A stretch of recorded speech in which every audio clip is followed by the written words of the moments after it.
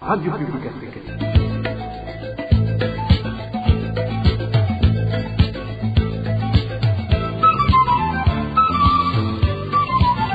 Radio Publique Africaine.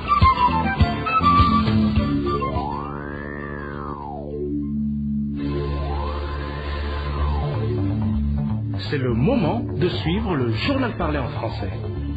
À la présentation, Josiane Mouzaneza. Au sommaire de cette édition, le gouvernement burundais indique avoir enregistré des avancées significatives en matière de protection des droits de l'homme depuis 2018. Cela a été dit ce jeudi au cours de l'examen périodique universel du Conseil des droits de l'homme de l'ONU tenu à Genève. Dans l'entretemps, des allégations d'exécution extrajudiciaire ainsi que d'autres violations continuent d'être observées dans le pays.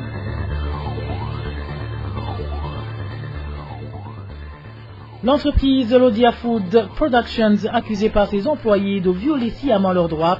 Dans ce journal, vous aurez un aperçu de certaines revendications de ses employés. Dans ce journal, nous parlerons également de l'impasse dans laquelle se trouvent les habitants de la commune Vianda, en province de Bururi, après que toutes leurs plantations de bananeraies ont été décimées par une maladie qui s'est déclarée depuis bientôt 5 ans, et ce, sans que les autorités lèvent le petit doigt. Voilà pour les grandes articulations. Bien le bonsoir chez vous, mesdames et messieurs. Tout de suite, le développement de cette liste.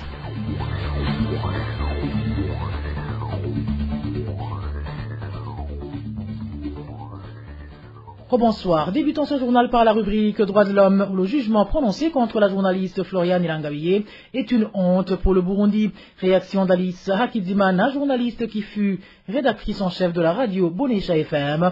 Pour Alice Hakizimana, la condamnation de Floriane Irangabiye est un message que le gouvernement Evariste Ndayishimiye envoie à tous les journalistes burundais prestant au pays ou en exil, qu'il existe une ligne bien tracée et que quiconque la dépassera en paiera le prix cher. Suivez plutôt Alice Hakizimana.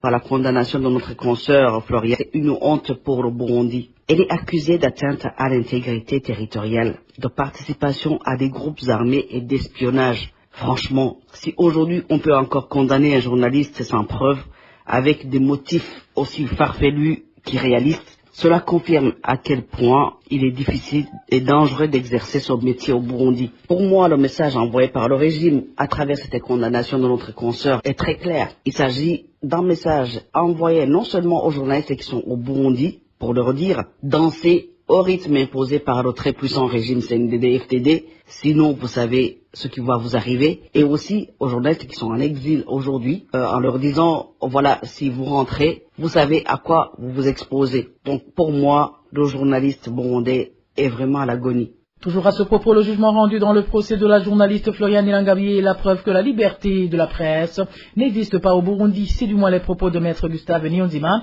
qui fait savoir également qu'à voir ce procès, on peut conclure que la justice burundaise est toujours manipulée par le pouvoir exécutif. Suivez maître Gustave Niyonzima. C'est une preuve tangible qu'il n'y a pas la liberté de la presse au Burundi, et également c'est une preuve qu'il y a un hiatus entre ce que le chef de l'État avance comme quoi il y a une amélioration des droits de l'homme et que la liberté d'opinion et d'expression au Burundi est garantie. C'est tout à fait le contraire. C'est vraiment une déception patente aussi des journalistes et des défenseurs des droits humains qui au sentier à cette confirmation de la Cour d'appel de la peine de 10 ans infligée injustement à la journaliste Floriane Irangabiye. Comme conséquence, on voit que le Burundi risque de perdre le statut A qu'il avait obtenu au sein du Conseil des droits de l'homme. Aussi, la profession des journalistes au Burundi vraiment mis en cause. Et aussi, on voit qu'il n'y aura plus de l'indépendance des journalistes, surtout ceux qui sont à l'intérieur du pays, de faire leur travail avec brio, avec professionnalisme et avec loyauté. Ils seront toujours dictés. Et après, on voit que la justice est toujours phagocytée au sein du pouvoir exécutif. De son côté, le gouvernement burundais lui indique qu'il a enregistré des avancées significatives en matière de protection des droits de l'homme depuis 2018. Au cours de l'examen périodique universel du Conseil des droits de l'homme de l'ONU tenu aujourd'hui à Genève, la représentante du Burundi a toutefois eu à répondre aux allégations d'exécution extrajudiciaire ainsi que d'autres violations observées dans le pays. Émile Nivasumb.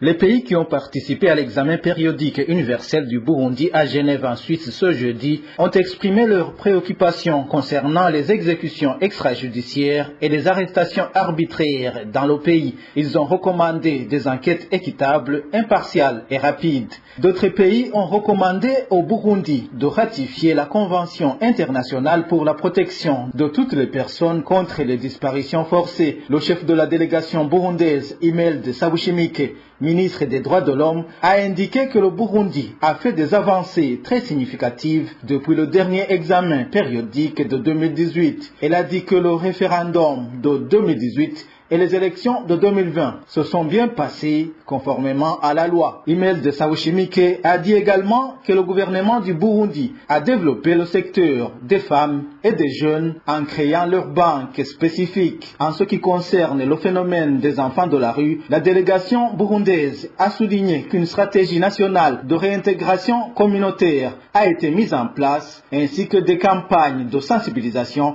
pour prévenir et répondre à ce problème. La délégation a également indiqué que le gouvernement du Burundi continue de prendre des mesures pour assurer une scolarité gratuite et a souligné que les taux de scolarisation ont augmenté dans les zones rurales. Sur le même sujet de l'éducation, certains pays ont demandé un accès égal à l'éducation pour les garçons et les filles, y compris les filles enceintes. Au cours de l'examen périodique universel, il y a eu d'autres recommandations au gouvernement burundais. C'est notamment la coopération efficace avec les mécanismes internationaux des droits humains, y compris les titulaires de mandats de procédure spéciale, la dépénalisation des relations entre personnes de même sexe, la protection des albinos, la parité homme-femme en matière d'héritage, ainsi que l'élimination des violences sexuelles et celles basées sur le genre. Il est prévu que mercredi prochain, le groupe de travail sur l'évaluation périodique universelle adopte les recommandations.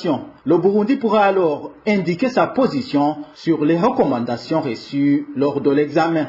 Merci à toi, Émile Nibassoumba. En parlant justement de violation des droits de l'homme, plus de 50 personnes sont mortes dans des circonstances non élucidées au cours du mois dernier d'avril. Plus de 10 ont subi des violences basées sur le genre, tandis que plus de 70 ont été arrêtés arbitrairement. Cela transparaît dans le rapport mensuel publié ce jeudi par la Ligue ITECA, qui déplore également le fait que certaines victimes sont à chaque fois enterrées à la hâte, sans faire des enquêtes. Suivez plutôt Égide Havouguialémié. Il est le chargé de la communication au sein de la Ligue burundaise des droits de l'homme ITECA.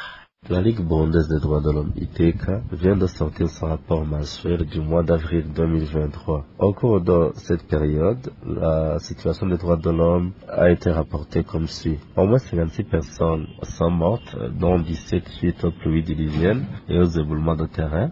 Parmi ces personnes, 26 ont été retrouvées cadavres. La Ligue ITECA a répertorié 17 victimes de violences basées sur le genre, 8 personnes torturées, 4 personnes enlevées et ou portées disparues, ainsi que 77 personnes arrêtées arbitrairement. Le phénomène de cadavres continue à se manifester dans plusieurs endroits du pays. Le constat est que lorsque ces cadavres sont retrouvés, les administratifs se pressent à les faire enterrer sans toutefois que des enquêtes soient initiées, ce qui est très très inquiétant. Dans ce rapport, la Ligue ITECA revient sur des questions liées à la justice, à la gouvernance et aux faits sécuritaires. Les présumés auteurs de la plupart de ces violations sont des membres de la milice Imbonerakure, des policiers, des agents du SNR, des militaires et des administratifs. À la fin de ce rapport, la Ligue ITECA émet des recommandations qui sont dirigées à l'endroit de toute personne susceptible d'influer pour le changement de la situation précaire des droits de l'homme dans le pays. Parlons à présent politique, où les membres de différents partis d'opposition de la commune Enhega en province Kirundo s'indignent du comportement des administratifs à la base, qui ont débuté clandestinement un recensement de jeunes de moins de 16 ans et qui auront atteint la majorité dans les prochaines élections, ce qui inquiète beaucoup ces militants qui craignent une probable fraude électorale en cours de préparation. Plus de détails avec Eric Nyonzima. L'exemple donné où ce recensement a déjà commencé sur la colline de Nyugariro, commune Nega, en province de Kirundo. Nos sources qui ne sont pas militants du parti CNDD-FDD disent que ce recensement concerne les jeunes de moins de 18 ans pour la préparation des élections de 2025. Un citoyen de la localité témoigne. Ce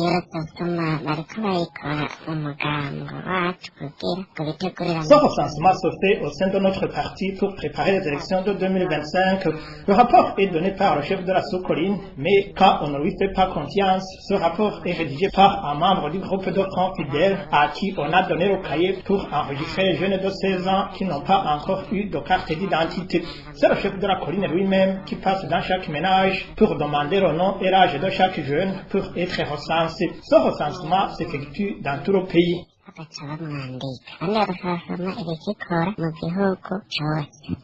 Selon ses habitants, lors de sa descente en commune d'Onega, le secrétaire général du parti CNDD-FDD Révérien Dikorio a exhorté les militants du parti au pouvoir d'user de tous les moyens possibles pour remporter les élections de 2025.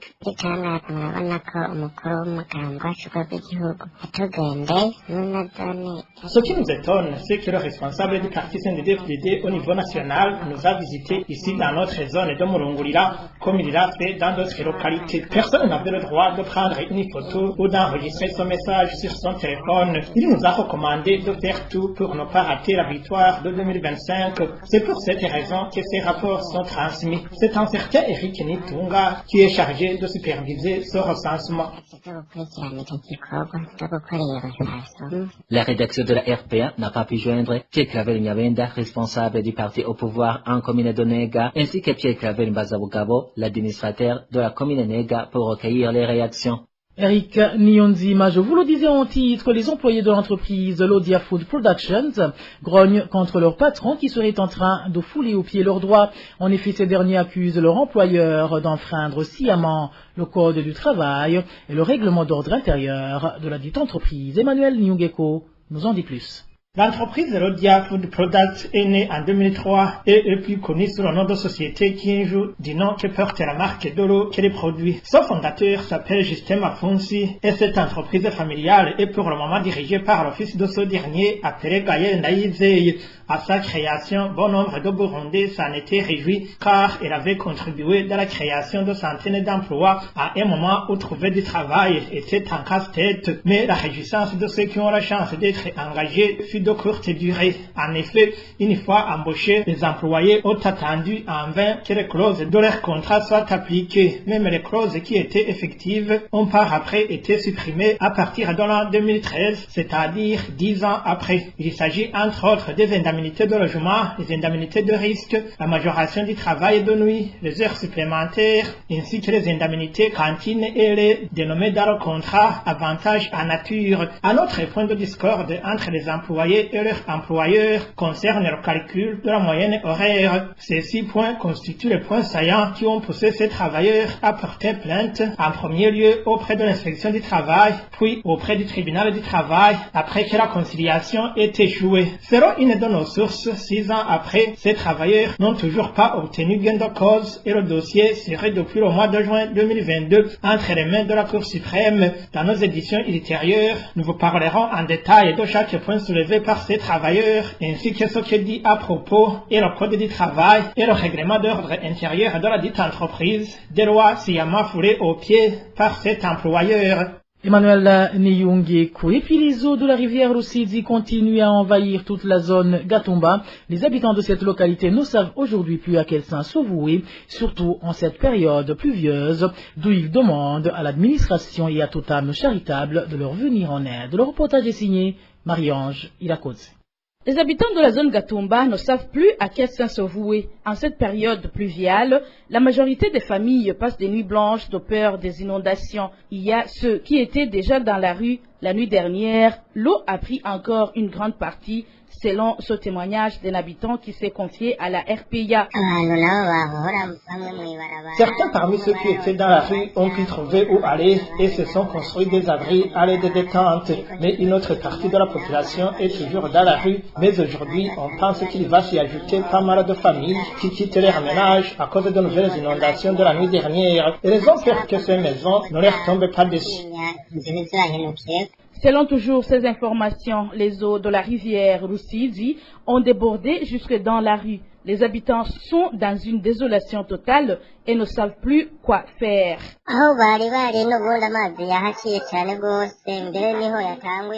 Là où ils sont venus, l'eau a débordé jusque dans la rue. La population essaie de sauver ses biens. Il y avait ceux qui vendaient de petits articles, mais qui ont été obligés de déménager. Plusieurs parmi eux font des va-et-vient et ne savent pas quoi faire. Certains sont allés chercher l'endroit où passer la nuit. Ceux qui ont des moyens sont allés louer des maisons au centre. Les autres sont allés chez leurs parentés pour chercher l'hospitalité. Ces habitants qui sont dans une désolation totale demandent à toute âme charitable de les venir en aide. Signalons que ces inondations ont commencé avec le début du mois d'avril.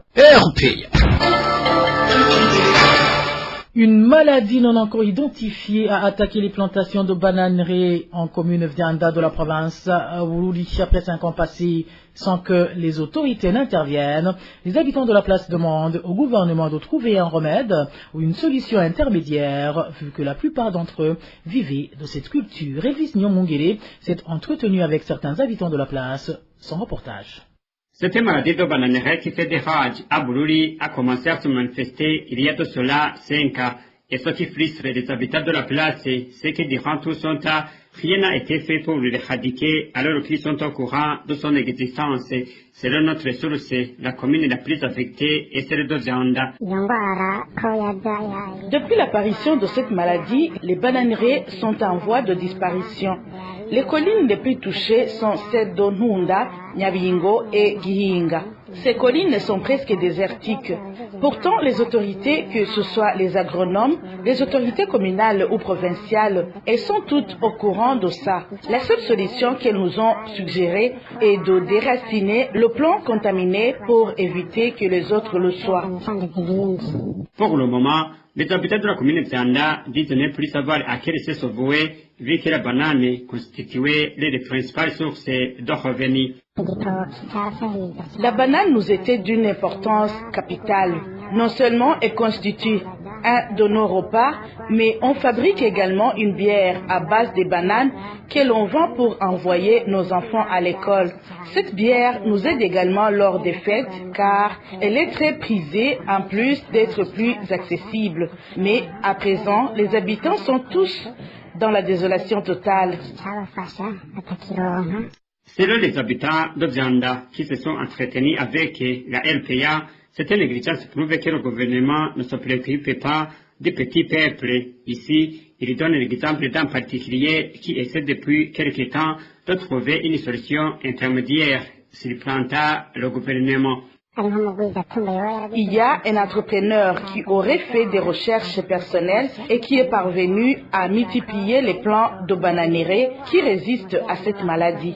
Et ce dernier nous vend un seul de ces plants à 2000 francs burundais. À cette période où il faut face à une précarité sans nom, les habitants de la province de Bururi en général et ceux de la commune de Vianda en particulier demandent au gouvernement de multiplier ces plants qui résistent à cette maladie et de les revendre à bas prix à défaut de les octroyer gratuitement. Merci à toi Elvis Nyomongiri de Bururi Cap sur Bujumbura et plus précisément en commune Moura où se manifeste une insalubrité notoire dans un endroit transformé en abattoir. Dans le quartier Iruziba, certains habitants des milieux proches de cet endroit s'inquiètent et craignent d'attraper des maladies de main sale. Le point avec Elos Divin Remesh. L'endroit transformé en abattoir au quartier Uziba de la commune Moura est totalement insalubre. Cela est dit par certains habitants qui vivent dans les milieux environnants de ce lieu. Les occupants de cet endroit y ont été installés après qu'ils aient été signifiés qu'ils vont y rester pour une courte durée, mais en vain.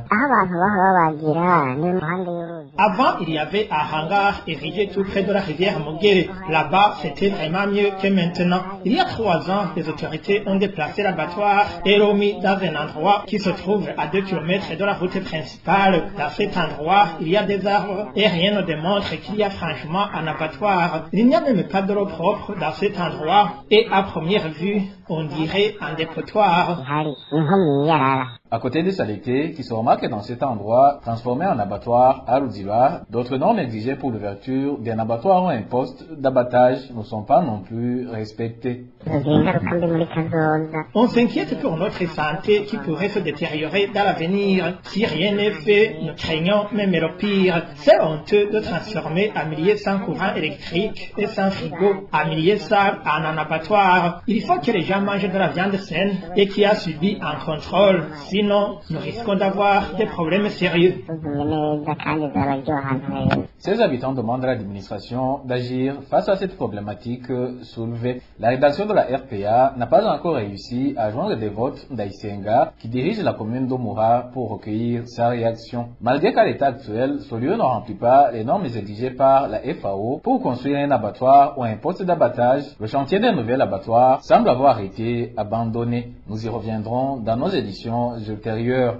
Éloge divin Rémi un peu plus loin en province Bujumbura, on parle de la pénurie d'eau potable qui rend la vie dure aux habitants de la colline Garahi, zone Rubirizi de la commune Mutimboudi. Au moment où ils viennent de passer toute une semaine sans eau, ces habitants demandent au gouvernement de résoudre ce problème, vu qu'ils ne sont pas à mesure de se procurer cette denrée qui se vend à un prix exorbitant. Le point avec Dani Claire, il la trouve.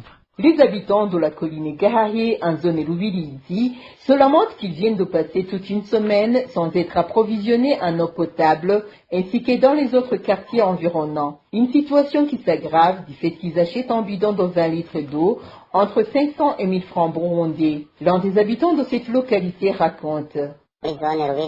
Dans la zone Rubirizi, sur la colline Garahi, ainsi que dans le quartier Somali, nous avons un problème très sérieux de manque d'eau potable. Nous venons de passer une semaine sans eau. Nous utilisons des vélos pour aller chercher de l'eau, ce qui nous coûte très cher car l'on achète un bidon d'eau entre 500 et 1000 francs, alors que par jour, nous pouvons utiliser plus de 8 bidons.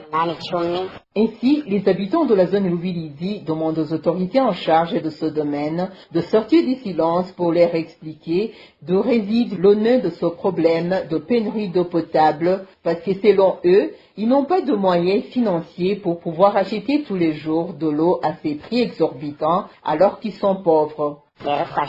C'est pourquoi nous nous adressons à vous pour que vous puissiez demander aux autorités de nous donner des éclaircissements sur ce problème, puisqu'ils ne se sont pas encore exprimés sur ce sujet qui nous tient tellement à cœur. Étant dans la pauvreté, nous sommes dans l'impossibilité de payer 5 à 800 francs par jour.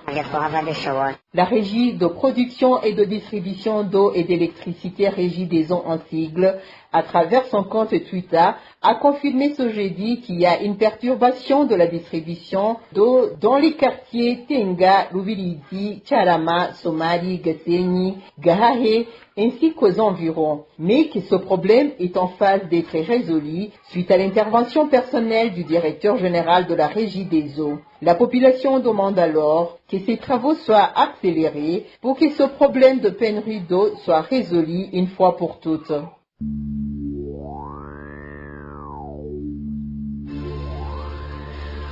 Et voilà, amis fidèles de la RPA, c'est sur ce reportage de ma consoeur Dani Claire Ilatromva que prend fin le journal en français de ce jeudi 4 mai 2023. Merci à vous qui nous avez prêté une oreille attentive. Merci également aux équipes rédactionnelles et techniques pour leur franche et parfaite collaboration. À la présentation de ce journal, vous étiez avec Josiane Mozaneza. Passez de bons moments chez vous. Au revoir.